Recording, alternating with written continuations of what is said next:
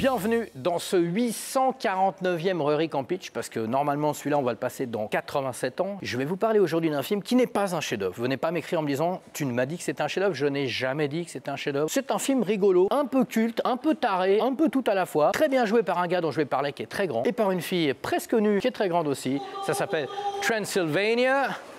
Regardez, regardez, regardez. Ça c'est les boulots de demain. Uber Eats, formidable. Une petite pizza, Transylvania 65000 de Rudy De Luca. Began as a routine assignment. Transylvania. Where is that? I don't know. It's over there someplace. But beneath the surface Transylvania's cute. It's cute. of this happy land, horror awaits them. I'm investigating Frankenstein. You mean the monster? And a terrible secret lurks in the shadows. I'm terribly sorry. We thought you were an animal. He is. Transylvania 65000. Regardez cette porte, c'est pas incroyable. Dites-vous que c'est quand même fait à la main, comme on disait tout de suite avec Thomas. Le cadreur qui est derrière, c'est pas de l'imprimante 3D, et encore plus fort. Regardez ça.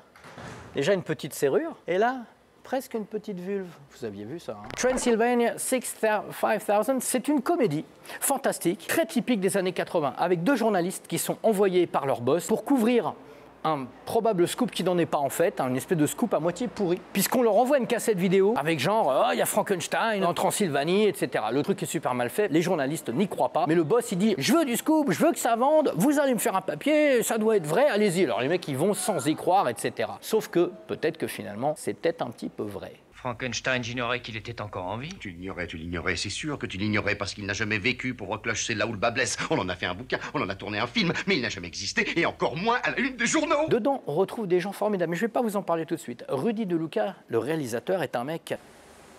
Attends, on coupera peut-être juste là. Rudy De Lucas, donc, le réalisateur, est surtout un scénariste très connu pour avoir bossé énormément pour Mel Brooks. Il a dû faire La dernière folie de Mel Brooks. Il a fait aussi en scénario Dracula est fier de l'être, qui est un film avec Leslie Nielsen qui jouait Dracula, donc il aime bien le fantastique quand même. Et c'est son premier long métrage, et c'est son dernier long métrage, Transylvania 65000 motherfucker. Donc, qu'est-ce que ça veut dire? Ça veut dire que ça n'a pas très bien marché, et que c'est franchement pas une réussite, mais c'est quand même rigolo de le regarder. Mac, c'est de la merde. Oui, de la merde, j'aime la merde, c'est bon la merde, je veux de la merde. Notamment parce qu'il y a un mec qui illumine chaque plan dans lequel il est, et il est quasiment dans chaque plan, c'est Jeff Goldblum. Si je dois blâmer une personne, ça n'est pas toi, mais moi, parce que je m'en veux de m'être fourvoyé dans cette mission d'une infantile stupidité. Jeff Goldblum, extraordinaire interprète de La Mouche, qui d'ailleurs passe à côté de nous en ce moment avec sa petite Méhari. Salut Jeff!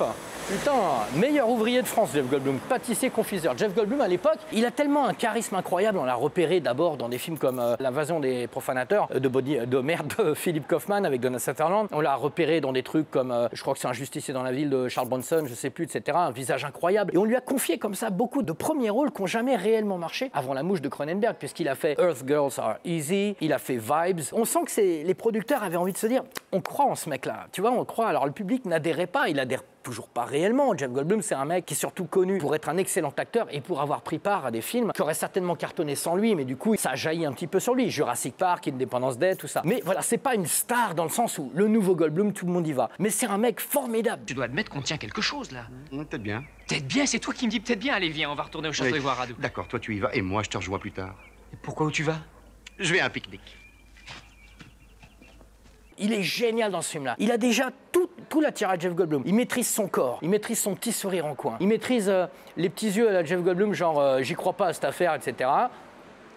Il ne maîtrise pas le son, puisqu'il y a encore une voiture qui nous fait chier. Alors c'est marrant parce que Jeff Goldblum, il a un petit peu le côté qu'a George Clooney dans Le Retour des tomates tueuses, qui est aussi sur Freakson. George Clooney, je vous avais dit qu'il arrive comme ça un petit peu à la George Clooney, genre il est un petit peu au-dessus du film, il est un petit peu ironique, et que le film soit bien ou pas bien, etc. Il a toujours ce petit côté genre, moi je suis quand même George Clooney. Et ben c'est pareil Jeff Goldblum. Tu as trouvé quelque chose ou tu gaspilles mon expérience pour des conneries? Ça fait partie de ces acteurs qui, comme Vincent Price ou Jean-Louis Trintignant, tu les mets dans des très bons films, tu les mets dans des films abominables, ils sont toujours fantastiques. Ils sont jamais abîmés par la faiblesse du film. Alors quand le film est bien, ils sont extraordinaires. Quand le film est pas terrible, ils sont quand même vachement bons. On va changer de lieu parce que là, les ex-sois nous en veulent. Si vous revenez encore une fois avec rien, je vous vire tous les deux.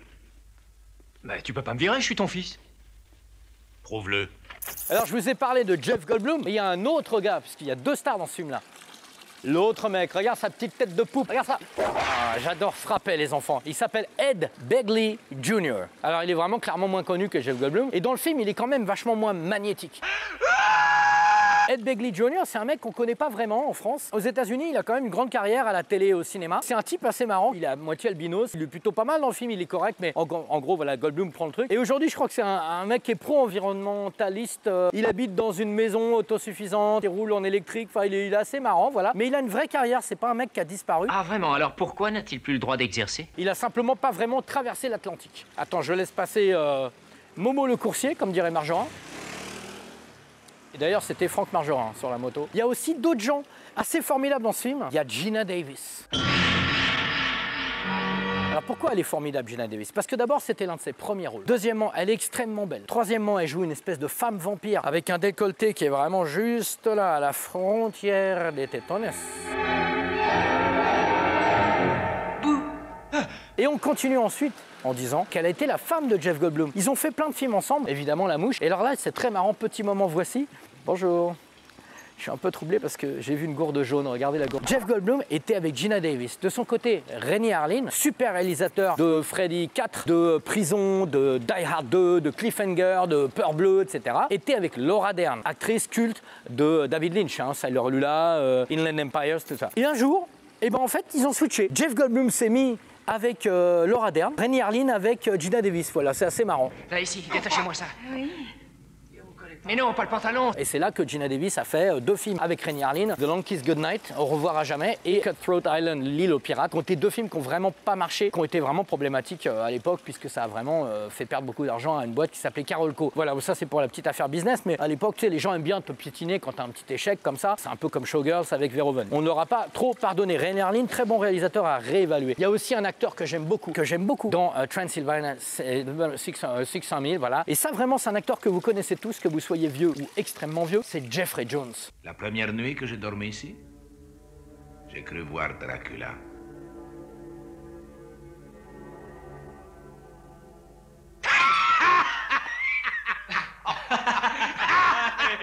C'est amusant. Jeffrey Jones, c'est qui? C'est le proviseur relou dans Ferris Bueller, qui arrête pas de vouloir faire chier Matthew Broderick. Jeffrey Jones, c'est qui? Un espèce de père abominable dans Beetlejuice. Jeffrey Jones, il joue dans ce chef-d'œuvre Ravenous, réalisé par Antonia Bird, film de cannibale, film western, film de comédie, extraordinaire film. Mais je vous en ai peut-être déjà parlé, mais je pourrais vous en parler dans chaque émission. C'est vraiment un chef-d'œuvre monstrueux, vorace si vous l'avez pas vu. Musique de Michael Nyman, la leçon de piano, et Damon Albarn, Blur, Gorillaz, avec Robert Carlyle, avec Guy Pearce, vraiment chef-d'œuvre. Jeffrey Jones, il a toujours ce côté un peu over the top, un peu trop. Dans Ferris Bueller, il était taré. Dans Transylvania 600 000, il est taré, il est là. Oh tu vois, c'est toujours trop. Et là, on touche du doigt un truc intéressant de cette comédie dont je vais vous parler dans la séquence d'après. Mais qu'est-ce que je fous ici? Mais pourquoi je travaille ici? J'aurais pu bosser à Moscou, même dans le Middle East.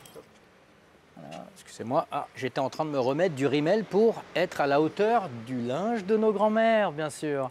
Vous vous en souvenez du linge de vos grands-mères, hein, quand vous plongiez la tête dans l'armoire en disant oh, mamie. Tout à l'heure, je vous ai parlé de Ed Begley Jr., le mec qui joue avec Jeff Goldblum. Il me fait penser à Jeff Daniels dans Dumb and Dumber avec Jim Carrey, où tu as Jim Carrey qui est vraiment extrêmement brillant et Jeff Daniels qui est plus un peu penaud et qui a un petit peu parfois du mal à exister face à Jeff Goldblum, face à Jim Carrey. Et on est un petit peu dans ce schéma sur Transylvania 5000. Attendez, il y a des voitures de gens qui ont volé des voitures. Ça, c'est le maire de Nice, un escroc. L'autre, il est parti. Tout à l'heure, je vous disais que j'allais vous parler un petit peu de la comédie en elle-même. C'est vraiment pour moi un film typique de la comédie des années 80 qui a un petit peu mal passé les années. Ah, Radou. Oui, maître. T'as des vannes, t'as des trucs très appuyés avec des mecs qui sont comme ça, qui tombent par terre en rigolant. Tu fais putain la vache, les gars, c'est quand même très appuyé votre truc. Et toutes les comédies des années 80 sont pas comme ça, hein, je m'empresse de vous le dire. Mais il y a un style de comédie à l'américaine, un petit peu suranné comme ça, qui passe mal les années. Et je pense que Transylvania 600 000, c'est un petit peu le cas. Je n'aime pas ça du tout. Ce film doit absolument être détruit. Et encore une fois, Goldblum, il a, malgré l'incroyable affiche du film, regardez ce dessin, ça c'est des vraies belles affiches. C'est pas comme quand The Rock reprend Jungle Cruise là, non, c'est une vraie affiche à l'ancienne mon pote. Ouais. Attendez, je coupe parce qu'il y a encore un livreur Uber. C'est bon. T'as vu comment les gens ils sont aujourd'hui? Ils vont même pas sortir leur cul de chez eux. Ils ouvrent à peine la porte. Là, si, tiens mon brave, tiens. Repars sur les routes de France et de Navarre avec ton petit vélo. Comme un gueux, hein, servir à manger à la France qui gagne, à la France qui bouge pas son cul.